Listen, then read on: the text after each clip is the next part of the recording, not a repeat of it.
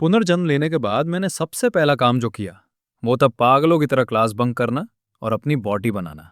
भले ही टीचर मुझे फेल करने की धमकी दे रहे थे और मेरी गर्लफ्रेंड लियो रुयान ने मुझसे ब्रेकअप कर लिया था, लेकिन मुझे इन सबसे कोई फर्क नहीं पड़ रहा था, क्योंकि एक बार मौत का सामना कर चुके मुझ जैसे इंसान को पता था कि बस 1 महीने बाद पूरी दुनिया में अलग अलग तरह के डेविल फ्रूट्स उगने वाले हैं। उस समय जिसके पास भी डेविल फ्रूट होगा उसे सुपर पावर मिल जाएगी। पिछले जन्म में मुझे सुपर पावर मिल तो गई थी, लेकिन मेरे फ्रूट की ताकत बहुत कम थी और मेरा शरीर भी बहुत कमजोर था, जिसकी वजह से मैं ज़ॉम्बीज़ की भीड़ में बहुत बुरी तरह मारा गया था। अब जब मुझे दूसरा मौका मिला है, तो जाहिर सी बात है कि मैं अपने भविष्य के ज्ञान का पूरा फायदा उठाऊंगा। जहां तक मुझे याद था, पास में ही एक डेविल फ्रूट मिलने वाला है, स्कूल के बगल वाली उस फलों की दुकान में जिसका नाम बड़ा अजीब सा था, झीन्नी ताई में। लेकिन मुझे ये नहीं पता था कि वो डेविल फ्रूट असल में किस दिन सामने आएगा। इसलिए मैं हर दिन उस दुकान पर कुछ फल खरीदने जाता था, ताकि इस बहाने देख सकूं कि वो डेविल फ्रूट अभी तक आया है या नहीं। आज हमेशा की तरह मैं उस फलों की दुकान में टहल रहा था। जैसे ही मैं अनानास वाले सेक्शन के पास पहुंचा, दो छोटी हरी डंडियों ने अचानक मेरा ध्यान खींच लिया। जब मैंने उनके ऊपर रखे अनानास को हटाया, तो उस हरी डंडी का असली रूप मेरी आंखों के सामने था। हाँ, ये बिल्कुल वैसा ही था जैसा मुझे याद था। ये वन पीस दुनिया के योंको कैडो का एज़्योर ड्रैगन फ्रूट था। मैंने अपने दिल की धड़कन को काबू में रखते हुए जल्दी से बिल बनवाया और शक से बचने के लिए कुछ और फल भी खरीद लिए। जैसे ही मैं दुकान से बाहर निकला, मेरी टक्कर एक बहुत ही तगड़े शरीर वाले अधेड़ उम्र के आदमी से हुई। यह आदमी कोई और नहीं, बल्कि पिछले जन्म में इसी ड्रैगन फ्रूट का मालिक था। मैंने राहत की सांस ली। अगर मैं थोड़ी भी देर कर देता, तो ये ड्रैगन फ्रूट पक्का उसी के हाथ लग जाता। हॉस्टल वापस आते ही मैंने बिना कुछ सोचे उस ड्रैगन फ्रूट का एक बड़ा सा बाइट ले लिया। भाई साहब, उसका स्वाद ऐसा था जैसे गटर के पानी और कूड़े को एक साथ मिला दिया हो। ऐसा लग रहा था जैसे किसी ने सड़ा हुआ गंदा कपड़ा सीधा मेरे मुंह में ठूस दिया हो। मुझे इतनी तेज उल्टी आ रही थी कि क्या बताऊं, लेकिन मैंने किसी तरह अपनी हिम्मत बांधी और उस फ्रूट के टुकड़े को निगल लिया। मैंने एक ही बार में बाकी बचा हुआ छिलका, बीज और वो छोटी सी जामुनी डंडी भी निगल ली। बहुत देर बाद जाकर मैंने गहरी सांस ली। अब चमत्कार का बीज बोया जा चुका था, बस अब इंतजार करना बाकी था। इसके बाद मैंने अपना फोन निकाला और शॉर्ट वीडियोस देखने लगा। सारे प्लेटफॉर्म्स चेक करने के बाद मैंने सर्च बॉक्स में एक आईडी डाली और सबसे पहला वीडियो खोला। वीडियो में एक लड़का कह रहा था, भाइयों देख रहे हो ना, ये रंबल रंबल फ्रूट है। मैं इसे कमेंट सेक्शन में नीलाम कर रहा हूं। जो सबसे ज्यादा पैसे देगा ये उसका। इसे देखकर मेरा दिल जोरों से धड़कने लगा। हालांकि मैं पहले ही ड्रैगन फ्रूट खा चुका था और अब दूसरा डेविल फ्रूट नहीं खा सकता था।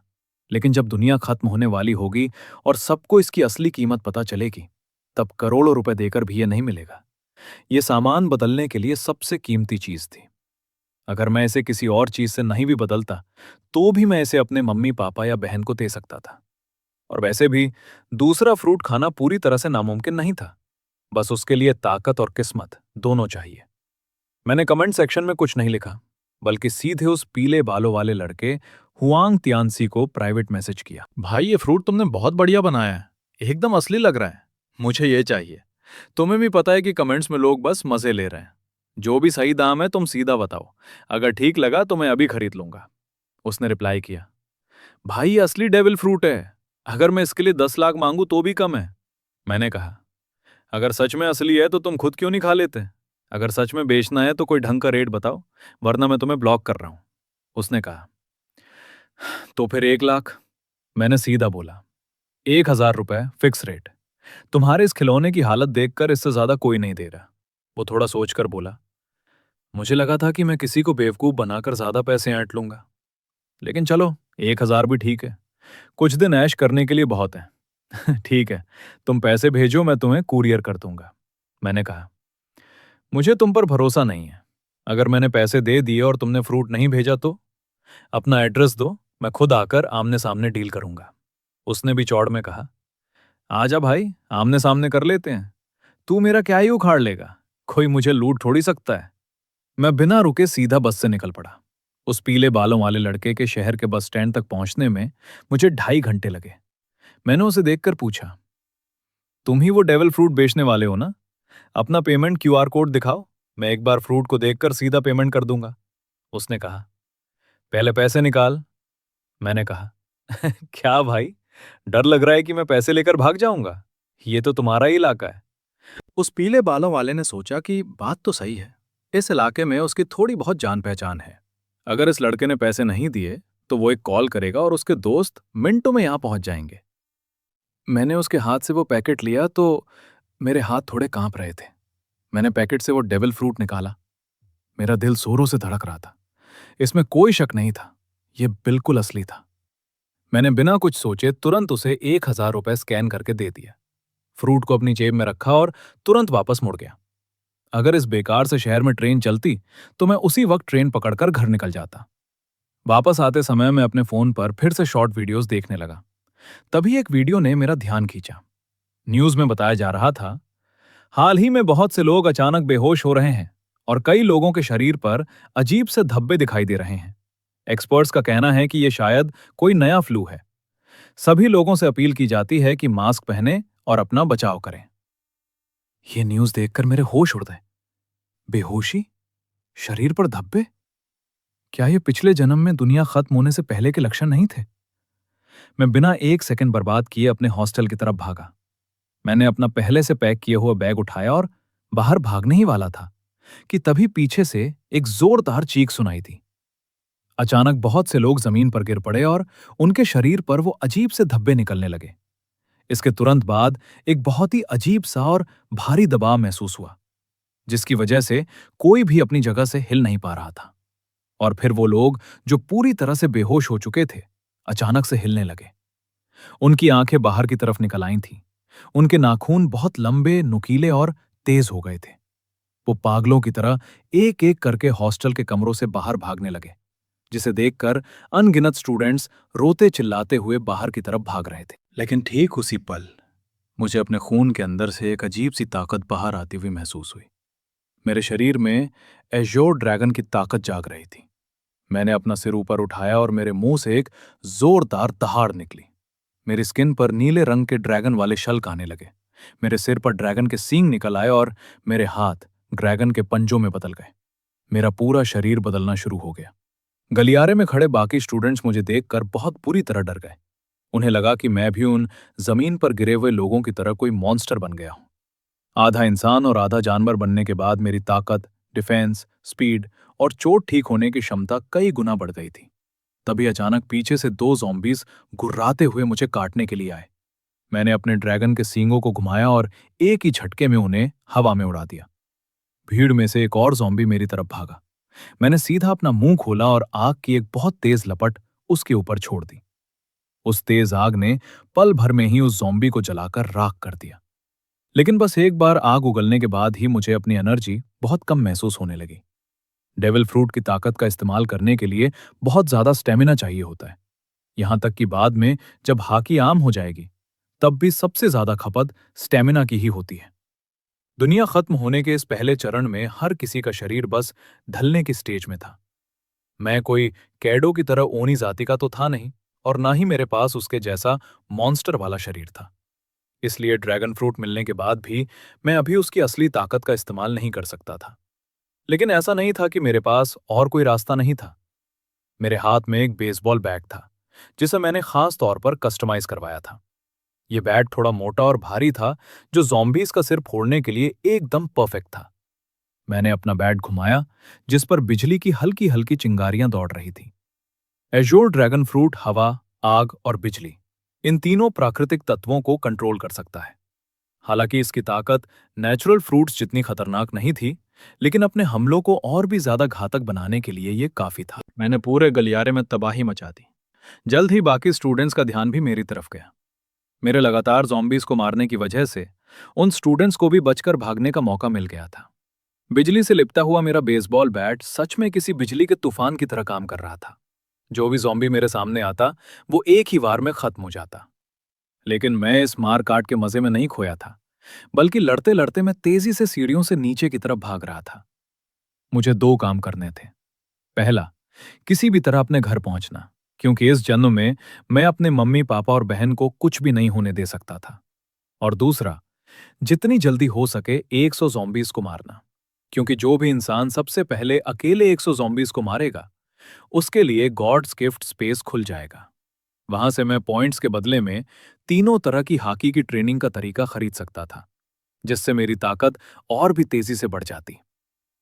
ड्रैगन होने के नाते मैं उड़ तो सकता था, लेकिन मेरे पास अभी जितनी एनर्जी थी, उससे मैं उड़कर घर तक तो बिल्कुल नहीं पहुंच सकता था। रास्ते भर मैं अपना लोहे का बैट घुमाता रहा, जैसे कि मैं कोई अजय ड्रैगन योद्धा हूं। मेरे पीछे बहुत सारे स्टूडेंट्स इकट्ठा हो गए थे, जो मेरे पीछे पीछे चलकर बाहर निकलना चाहते थे। लेकिन उन्हें यह नहीं पता था कि इस बर्बाद दुनिया में अब कोई भी जगह सुरक्षित नहीं बची थी। इससे अच्छा तो यह था कि वो अपने कमरों में छुपकर दरवाजा बंद कर लेते, तो शायद कुछ दिन और जिंदा रह पाते। जैसे ही मैं हॉस्टल बिल्डिंग से बाहर निकला, मेरी आंखें सिकुड़ गईं। नीचे का नजारा देखकर मेरे रोंगटे खड़े हो गए। ये स्कूल पहले कभी एक बहुत बड़ा कब्रिस्तान हुआ करता था। स्कूल में यह अफवाह थी कि यहाँ बहुत ज्यादा नेगेटिव एनर्जी है। जिन लोगों के घर यहाँ बने थे, वो अक्सर बीमार रहते थे। बाद में एक फेंगशुई वाले ने सलाह दी थी कि यहाँ एक स्कूल बना दिया जाए, ताकि जवानों की पॉजिटिव और गर्म खून वाली एनर्जी से यहाँ की बुरी ऊर्जा खत्म हो जाए।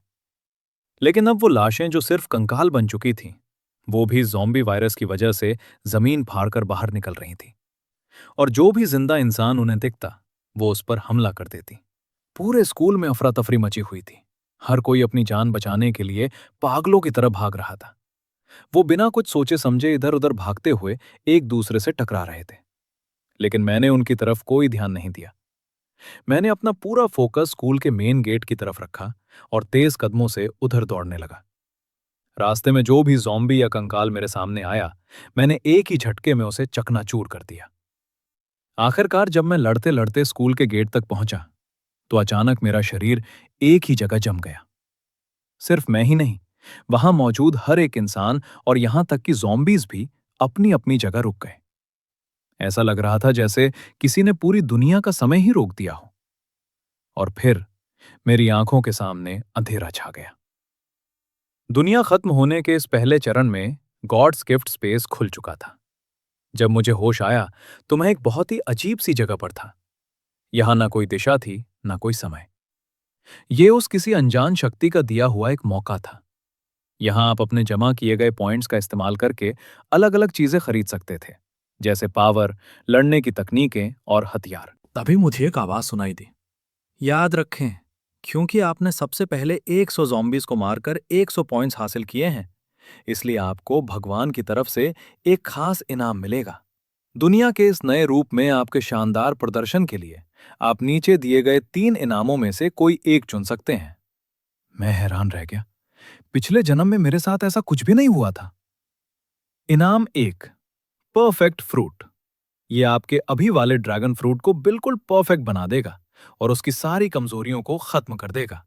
कमजोरियां खत्म होने के बाद आप पर समुद्र के पानी या सी स्टोन का कोई असर नहीं होगा। और सबसे बड़ी बात, आप बिना फटे एक और डेविल फ्रूट खा सकेंगे। इनाम 2, हाकी जीनियस। इसके लिए आपको किसी पॉइंट की जरूरत नहीं पड़ेगी और ना ही कोई ट्रेनिंग करनी होगी। आपकी तीनों तरह की हाकी तुरंत जाग जाएगी। अगर आप खुद से इसकी प्रैक्टिस नहीं भी करेंगे, तब भी आपकी हाकी धीरे धीरे खुद ही बढ़ती रहेगी। और अगर आप खुद प्रैक्टिस करेंगे, तो आपकी ट्रेनिंग की स्पीड दुगनी हो जाएगी। इनाम 3, जादुई हथियार।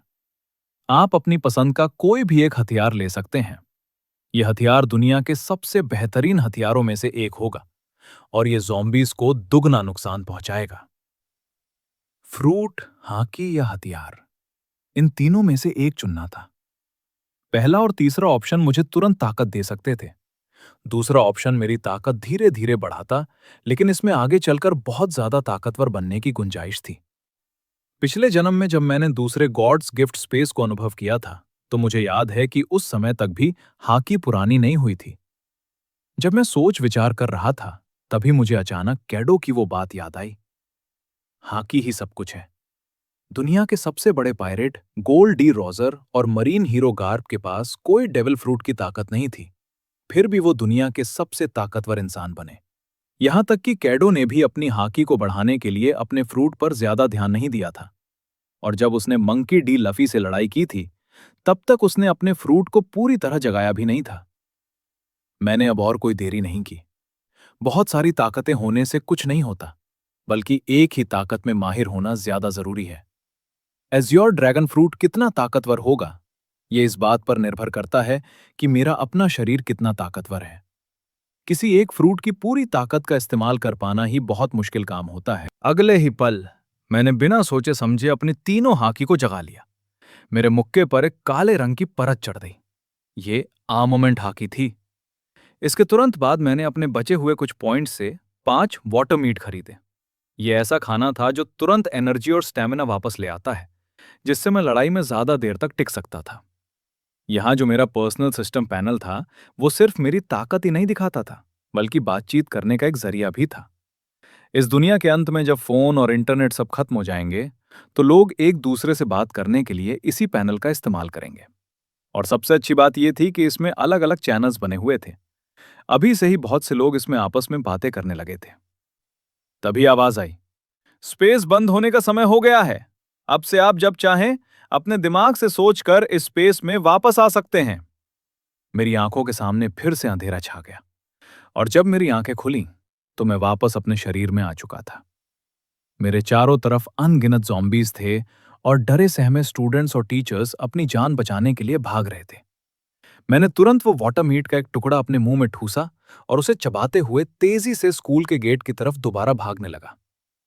अचानक मुझे कुछ अजीब सा महसूस हुआ, और मैं खतरे को भांपते हुए तुरंत अपनी जगह से हट गया। जहां मैं खड़ा था, ठीक उसी जगह जमीन से अचानक एक कंकाल का हाथ बाहर निकला। लेकिन मेरी ऑब्जर्वेशन हाकी की वजह से मुझे पहले ही खतरे का एहसास हो गया था। मैंने अपने बिजली से लिपटे बेसबॉल बैट को जोर से घुमाया, और एक ही झटके में मेरी तरफ भागते हुए कई ज़ॉम्बीज के परखच्चे उड़ा दिए।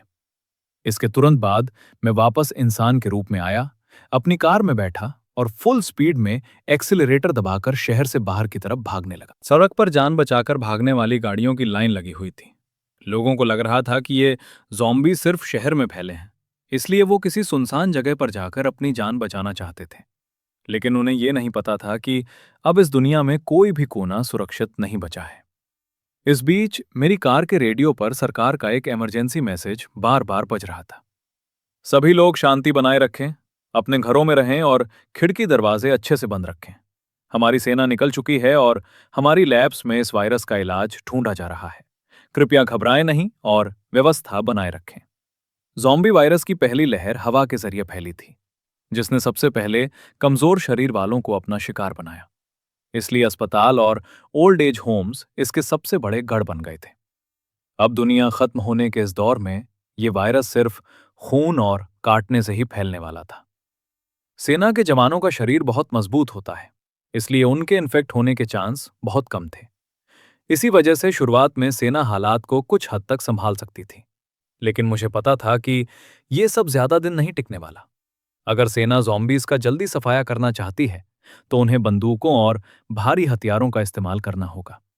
लेकिन ऐसा करने से उन्हें गॉड्स गिफ्ट स्पेस के कोई पॉइंट्स नहीं मिलेंगे, और बिना पॉइंट्स के वो अपनी ताकत नहीं बढ़ा पाएंगे। जैसे जैसे समय बीतेगा, ज़ॉम्बीज और भी ज्यादा ताकतवर होते जाएंगे, और एक दिन ऐसा आएगा जब उन पर गोलियों का भी कोई असर नहीं होगा। तब सेना कमजोर पड़ जाएगी और पूरी दुनिया का सिस्टम ताश के पत्तों की तरह ढह जाएगा। अब जिंदा रहने का सिर्फ एक ही तरीका था। हर इंसान को खुद आगे आकर ज़ॉम्बीज से लड़ना होगा। ये अब सर्वाइवल का गेम था। जो सबसे ताकतवर होगा वही जिंदा बचेगा। मेरी कार बहुत तेज स्पीड में भाग रही थी। रास्ते में अगर कोई ज़ॉम्बी सामने आ भी जाता तो मैं ब्रेक मारने के बजाय सीधे गाड़ी उस पर चढ़ा देता। अचानक मेरे फोन की घंटी बजी।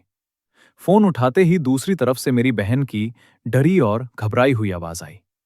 भैया, आप कहाँ हो? बाहर बहुत सारे ज़ॉम्बीज हैं। मुझे बहुत डर लग रहा है। मैंने तुरंत कहा, मैं ठीक हूं, तुम कैसी हो? मम्मी पापा ठीक है ना? उसने राहत की सांस लेते हुए कहा, मम्मी ने आपके कहने पर पहले ही छुट्टी ले ली थी, और वो मुझे भी स्कूल से घर ले आई। पापा अभी अस्पताल में है, लेकिन उन्होंने खुद को अपने ऑफिस में लॉक कर लिया है। वो फिलहाल सुरक्षित है। भैया, आपको ये सब कैसे पता था? अगर आपने मम्मी से छुट्टी लेने की जिद नहीं की होती तो शायद आज हम भी बाहर मारे जाते। पिछले 1 महीने से मेरी बहन बहुत हैरान थी कि मैं हर दिन घर में इतना सारा राशन और जरूरत का सामान क्यों भर रहा हूं। वो लोग पूछते थे लेकिन मैं कुछ नहीं बताता था। उन्हें यह भी नहीं पता था कि मेरे पास इतने सारे पैसे कहां से आ रहे हैं।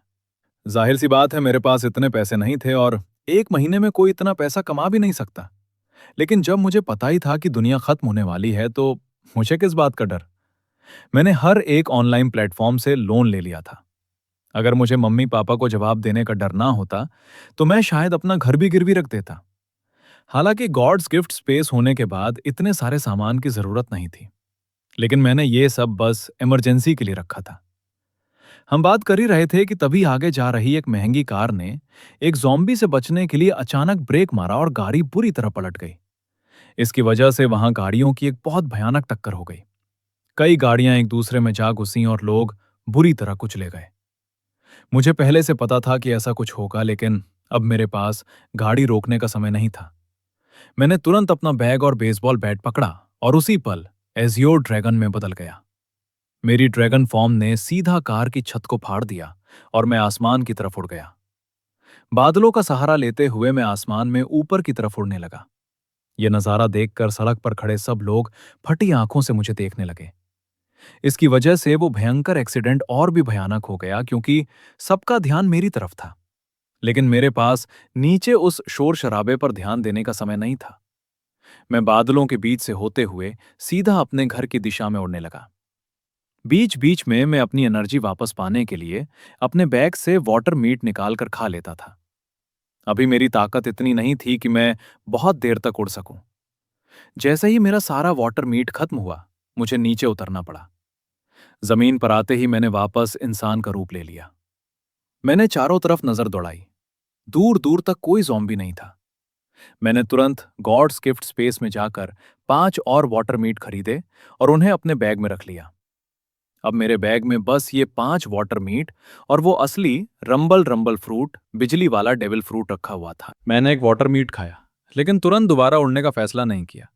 भले ही वाटर मीट शरीर की थकान दूर कर देता है, लेकिन अगर मैं पूरी तरह से इसी पर निर्भर रहता तो मेरी असली एनर्जी और भी तेजी से खत्म होने लगती और दिमाग की थकान इससे नहीं मिट सकती थी।